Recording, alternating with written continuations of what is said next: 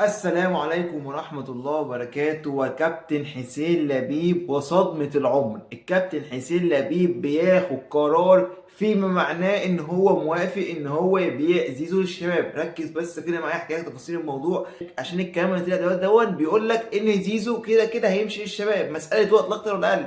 دلوقتي يا جماعه الكابتن حسين لبيب طلع المتحدث الرسمي نادي الزمالك بيرد على العرض اللي جه من الشباب لزيزو، بيقول لك ان الزمالك بيرفض تماما التفكير في رحيل اي لاعب في الوقت الحالي. تمام، الكلام ده لحد دلوقتي حلو وجميل. بيقول لك ولكن بعد فتح القيد وحل مشكله الزمالك مع شيكابالا وشبونه ونفك القيد، بعد كده نبدا بقى نشوف العروض الجايه للعيبه.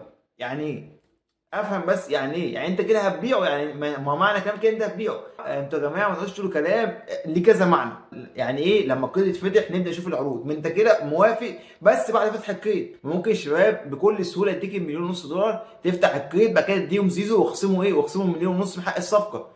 ما تقول بقى ان انت موافق تبيعه، خليك صريح، ما تقعدش بقى ايه تلف وتدور على الجماهير. خليك صريح انت الاول قبل ما تيجي فوق وقبل الانتخابات بتقول ايه؟ زيزو مش للبيع، زيزو مش للبيع، زيزو هنبني عليه المستقبل. دلوقتي اول ما سمعت ان الشباب رفع العرض بتاعه تقريبا ل 6 ولا 7 مليون، قلت خلاص مصلحه، اجيب الفلوس احل بيها مشاكل الزمالك واهو اجيب صفقات كمان.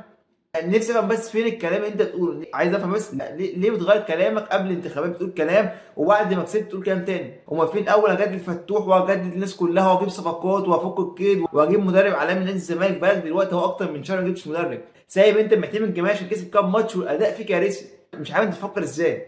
يعني المفروض تلتزم بس بكلامه، مش هقول لك ايه اعمل حاجه دي، لا التزم بكلامك. انت قلت مش هتبيع وهتبني عليه، وقلت ان المجلس مش بيفكر اصلا في مساله رحيل زيزو. دلوقتي تقول هفتح بس القيد وابدا اشوف العقود الجايه للعيبه؟ مش عارف اقول اكتر من كده. بس الصراحه الكابتن حسين لبيب لو بعت زيزو انت كده مش جاي لصالح النادي، انت كده بتعمل زي مرتضى منصور لما كان اتزنق في فلوس باع امام عاشور مع انه كان عارف ان هو يروح كوبري الاهلي، ولكن باعه ب 3 مليون عشان ايه؟ عشان يحل الازمه اللي هو فيها كده. فانت كده ما تختلفش عن مرتضى منصور، يبقى انت كده زيك زي، واحنا ايه استفدنا ايه؟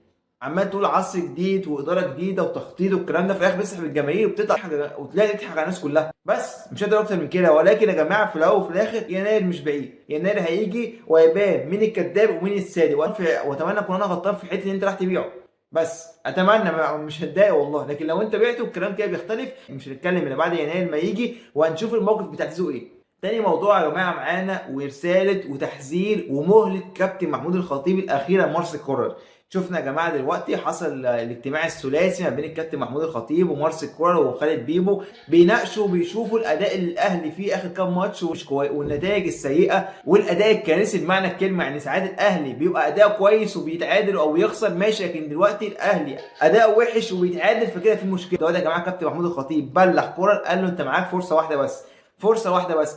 انت لو انت عملت اي اخفاق في دوري ابطال افريقيا او في كاس عالم الانديه فانت كده عارف ان انت ماشي. يعني انت مثلا لو خرجت من مجموعات خد شنطتك وامشي. ولو انت ما حققتش التارجت اللي الاهلي حاطه في كاس العالم للانديه اللي هو كل سنه برونزيه، لازم ناخد ميداليه اللي هي برونزيه، ولو اعلى حلو ولو زدنا عن كده كويس، لكن ما تقلش عن كده. دلوقتي يا جماعه دي الفرصه اللي اداها كابتن محمود الخطيب لمارسيل كولر الاخيره. قال له مبدئيا كده الاداء لازم يتحسن. تاني حاجه ماتش الاهلي ويانج افريكانز بتاع بكره اللي هو يوم السبت لازم تصالح الجمهور باداء ونتيجه عشان الجمهور خلاص جاب اخره منك، ده كده مبدئيا. ولكن خلي بالك اي اخفاق في كاس العالم للانديه او اخفاق في دوري ابطال افريقيا اعرف كده ان انت تبقى ورا النادي الاهلي. والنادي الاهلي جاهز 2 مدربين محليين تمهيدا لرحيل مارسيل كولر، وهم اول واحد علي ماهر مدرب فيوتشر السابق والمصري حاليا، ومحمد يوسف. الكابتن محمود الخطيب قرر ان هو يختار اسمين مدربين محليين عارفين الدنيا في الوقت الحالي، عشان قال لك مش هينفع اجيب مدرب اجنبي في الوقت ده فيبقى مش عارف فرقه ولا عارف الاجواء. انا ولجنه الكوره نقعد نختار الافضل ما بين علي ماهر ومحمد يوسف لحين التعاقد مع مدرب اجنبي. دلوقتي يا جماعه النادي الاهلي لو مشى كولر هيجيب مدرب مؤقت لمده شهرين، وهيبقى مدرب مصري اللي هو محمد يوسف او علي ماهر لحين التعاقد مع مدرب اجنبي قوي. يعني دلوقتي الاهلي ولجنه الكوره بتدي نفسها مساحه شهرين تختار براحتها عشان ما يبقاش ايه في سربعه ويجيبوا مدرب مثلا مش كويس زي سواريش زي الناس دي. الاهلي قال لك انا اجيب واحد من ابناء النادي الاهلي يمشي الدنيا معايا شهرين بالظبط. قال لك كده شهرين بالظبط لحد ما اشوف سي في قوي وابدا اشوف المدرب الافضل لاداره النادي الاهلي في الفتره القادمه.